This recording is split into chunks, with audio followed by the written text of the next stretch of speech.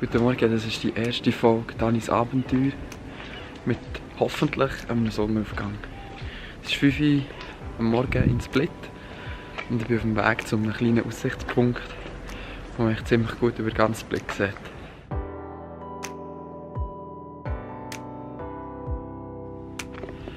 So, da sind wir im Marianne Forest Park. Hier ist die Aussichtsplattform. Schauen wir mal, was wir hier machen können. Ich glaube, ich gebe jetzt schnell ein bisschen Gas, weil jetzt nicht ein paar Lichtchen. Dann habe ich wenigstens ein Foto, wenn der Sonnenaufgang nicht tut.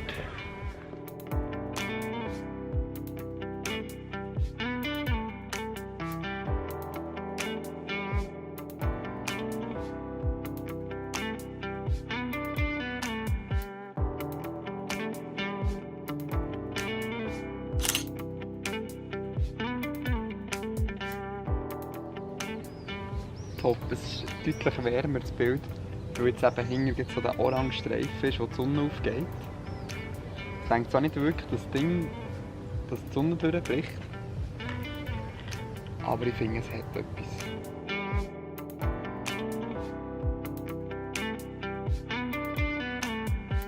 Ich glaube, das gute Licht ist schon wieder ein bisschen durch. Die Wochen bewegen sich eigentlich nicht mega schnell im Moment. Jetzt warte ich noch bis so um 6 Uhr etwa. Dann sollte nämlich die Sonne über dem Berg dort sein.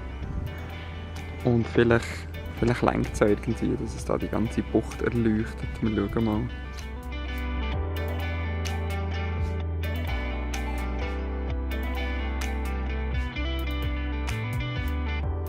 Also für schon mal ein kleines Fazit zu ziehen.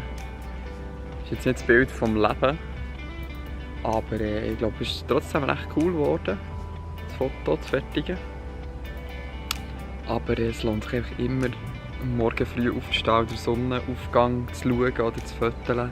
Es ist so schön hier oben, du kannst auf die Stadt schauen, du kannst schauen, wie irgendwie die Leute mit ihren Nussschellen, so die Fischer wahrscheinlich, raus aufs Meer fahren. Du siehst die Fähren rausfahren, da ist gerade ein Katamaran am rausfahren, dort aber noch ein Jetski hinten dran. Was man halt so hat. Du kannst schauen, wie so die Stadt langsam erwacht aus ihrem Schlaf.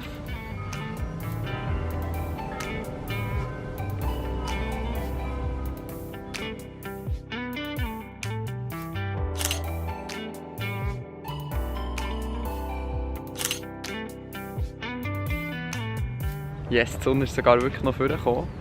Es ist natürlich ein bisschen zu hoch gestanden, für dass es da Farbe in den Wolken gegeben hat. Aber die Wolkendecke war eigentlich auch super und ich finde, es hat eine mega spezielle Struktur. Also, auch das Bild gefällt mir irgendwie. Könnt mal sagen in den Kommentaren, welches das euch besser gefällt. Ich finde eigentlich beide recht cool. So Momente sind aber richtig cool, wenn du so der Sonne kannst zuschauen kannst, wie sie Millimeter für Millimeter so durch die Wolken bricht. Weil du merkst es wirklich, du spürst es, wie es wirklich wärmer wird auf deiner Haut, von Mal zu Mal. Du siehst dann natürlich bei den Schiffen oder bei der Fassade dahinter oder bei ganz vielen verschiedenen Sachen siehst, okay, es wird ein bisschen heller. Und dann auf einmal, wenn die Sonne durchbricht, ist es einfach super.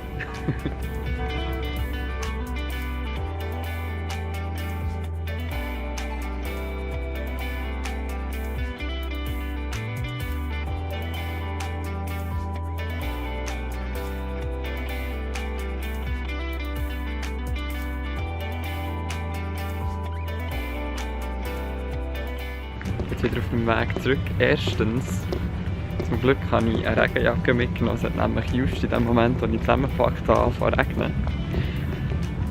Und zweitens, es ist so rührend, wie die Leute hier zu den Katzen auf der Straße schauen. Jetzt ist gerade ein Herr gekommen, der Frühsport gemacht auf dieser Plattform, wo er hat 2 Dosen Katzenfutter dabei gehabt für die Strassenkatzen. Das ist wirklich sehr herzig. So, ich bin jetzt wieder zurück in unserem kleinen Apartment.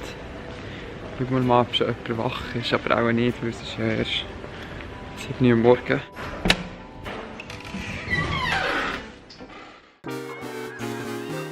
So, wir sind jetzt auf dem Weg zum Busbahnhof. Das ist echt neben dem richtigen Bahnhof. Wir haben das Gepäck getauscht. Haben uns bereit erklärt, der grosse, schwer, nein schwer ist er nicht, aber gross ist er, der grosse Rucksack zu tragen. Der Chef hat dafür meine Patagonia Taffelbag bekommen. Der mega unbequem ist. Richtig. Und jetzt laufen wir zurück. Wir haben noch ein paar Snacks gekauft, sehr gesund natürlich, immer.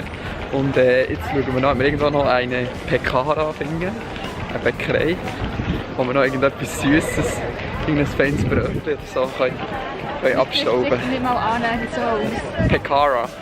Ich bin dafür, dass man Pekara sagt. Schauen wir mal.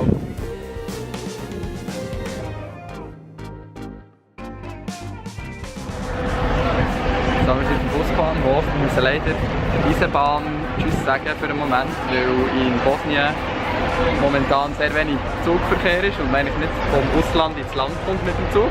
Darum nehmen wir den Bus. Ich habe jetzt diverse Busse, diverse Richtungen und viel zu viele Leute.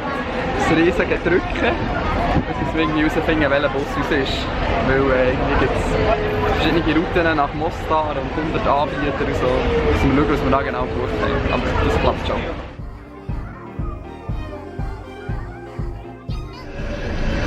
Update, wir haben einen Bus gefunden, der nach Mostar fährt und von unserem Unternehmen ist. Also alles ist gut. Jetzt geht's los. Das erste Mal Busfahren im Balkan. Ich glaube, das könnte ein ziemliches Abenteuer werden. Schauen wir. Auch dann gibt es noch Grenzübergang. Das Mal gibt es wirklich EU-Aussengrenzen nach Bosnien. Ich bin schon gespannt, wie das läuft.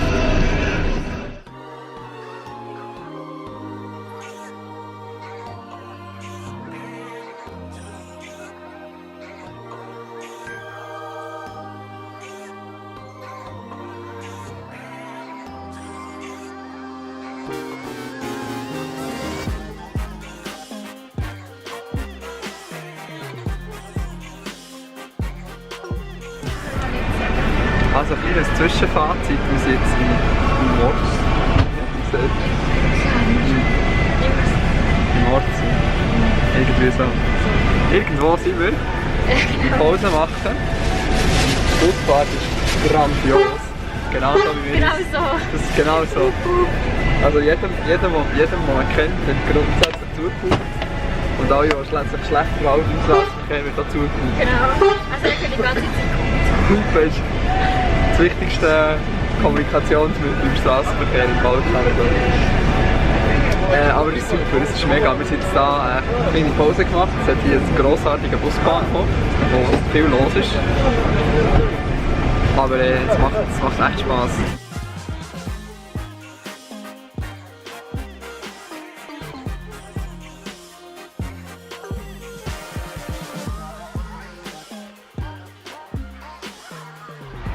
Herzlich willkommen in Bosnien-Herzegowina. Wir haben erfolgreich nach Mostar gefunden mit dem Bus. Es war eine sehr coole, unterhaltsame Fahrt. Es war ziemlich genau so, wie man sich das vorstellt. Gute Balkanmusik ist gelaufen, etwa 15'000 Mal gehornet worden auf dem Weg. Das war perfekt. Jetzt sind wir da. Das Ding ist, wir haben kein Datenpäckchen für das Land. Eigentlich haben wir Roaming brauchen, aber es geht auch nicht. Jetzt laufen wir mal drauf los, in der Hoffnung, dass wir dann irgendwie das Stadtzentrum finden. ja. Weil es sieht alles nicht so nach Zentrum aus im Moment. Aber jetzt laufen wir mal, schauen mal, wo es uns her verschlägt.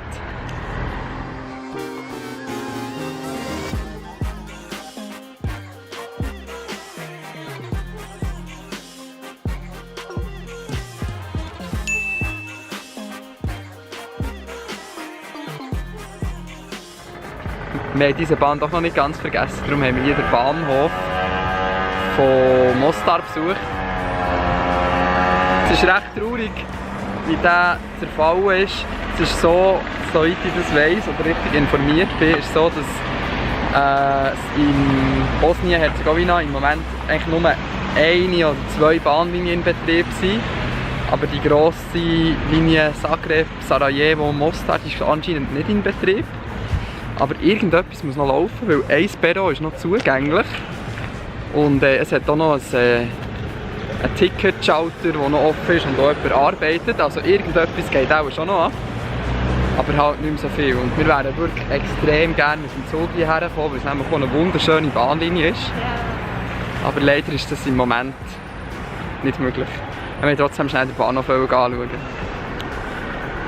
Aber Mostar ist ziemlich speziell. Ist wahrscheinlich einer der speziellsten Orte, wo ich je war. Hier gibt es, hier hinten ist ein Minarett zum Beispiel. Und ein bisschen weiter hat es irgendwie eine christliche Kirche und auf dem Berg oben ist ein riesiges Kreuz. Also es ist ein sehr spannender Ort hier mit verschiedenen Kulturen, die hier aufeinandertreffen. Jetzt gehen wir mal zur Altstadt schauen, dass es dort so alles zu sehen und erleben gibt.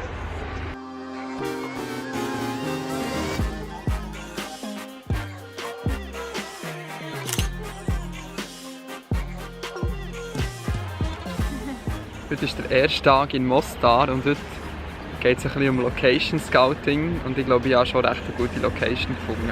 Es ist zwar ziemlich simpel, so ein bisschen der typische Shot von Mostar, aber es ist gerade einer durchgefahren, irgendwie halbe Fahnenstangen hinter dem Auto. Ja, aber das ist glaube ich, der Klassiker, der muss schon noch einmal gefüttert werden. Und sonst haben wir uns so ein bisschen die Altstadt angeschaut und das wollen wir natürlich nicht vorenthalten.